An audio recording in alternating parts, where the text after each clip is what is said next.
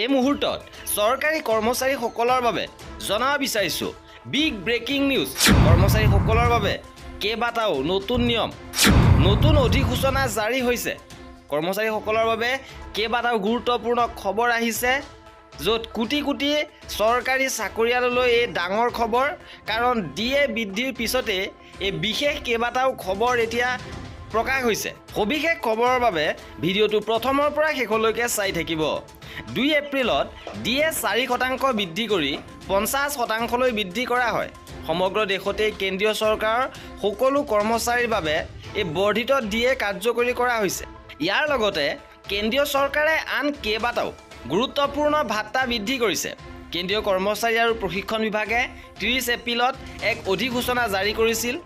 ভাৰত চৰকাৰৰ কৰ্মচাৰী, ৰাজহুৱা অভিযোগ আৰু পেন্সন মন্ত্ৰালয়ৰ পেন্সন আৰু পেন্সনাৰ কল্যাণ বিভাগৰ তথ্য অনুসৰি মৌলিক দৰমহা 50% পৰ্যন্ত গ্ৰেচুইটি বৃদ্ধি কৰিলে অৱসৰৰ গ্ৰেচুইটি আৰু মৃত্যুৰ গ্ৰেচুইটি চিলিং 25% পৰ্যন্ত বৃদ্ধি পাব। ইয়াৰ মাজতে আহিছে আন এক গুৰুত্বপূৰ্ণ খবৰ। কাৰণ ফাইনেন্সিয়েল এক্সপ্ৰেছত প্ৰকাশিত এক প্ৰতিবেদন অনুসৰি EPFই 7 মে'ত এক অধিসূচনা জাৰি কৰিছে। অৱশ্যে আপাত গ্ৰেচুইটি বৃদ্ধিৰ নিৰ্দেশত স্থগিত ৰাখিছে। অৱশ্যে এই সন্দৰ্ভত কোনো কাৰণ উল্লেখ কৰা নাই।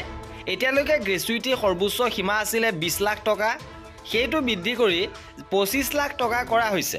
ইফালে পূৰ্বে প্ৰকাশ পোৱা অনুসৰি কেন্দ্ৰীয় অসামৰিক সেৱা পেন্সন নিয়ম 2021ৰ নিয়ম নং 8 সংশোধন কৰা হৈছে। সংশোধিত নিয়মৰ এক গুৰুত্বপূৰ্ণ নিয়ম অনা হৈছে। কোনো চৰকাৰী কৰ্মচাৰীয়ে যদি অপৰাধ সংঘটিত কৰে বা সঠিকভাৱে কৰ্তব্য পালন নকৰে, তেন্তে অৱসৰৰ পিছত গ্ৰেচুইটি বন্ধ কৰি ৰখা হ'ব। আনহাতে শেহতীয়াকৈ কেন্দ্ৰীয় চৰকাৰে ডিএ বৃদ্ধিৰ লগতে কেইবাটাও ভাত্তা বৃদ্ধি কৰিছে। শিশু শিক্ষা ভাত্তা, শিশু যত্ন বিশেষ ভাত্তা, ৰিক্স ভাত্তা, নাইট ডিউটি ভাত্তা, অভাৰটাইম ভাত্তা বৃদ্ধি পাইছে। লগতে সংসদীয় সহায়কৰ বাবে বিশেষ ভাত্তা বৃদ্ধি কৰা হৈছে। আৰু কৰ্মচাৰীসকলৰ এনেধৰণৰ খা খবৰৰ বাবে আমাৰ চেনেলটো ছাবস্ক্ৰাইব কৰি ৰাখিব। ভিডিঅ'টো শেষলৈকে চোৱাৰ বাবে বহুত ধন্যবাদ।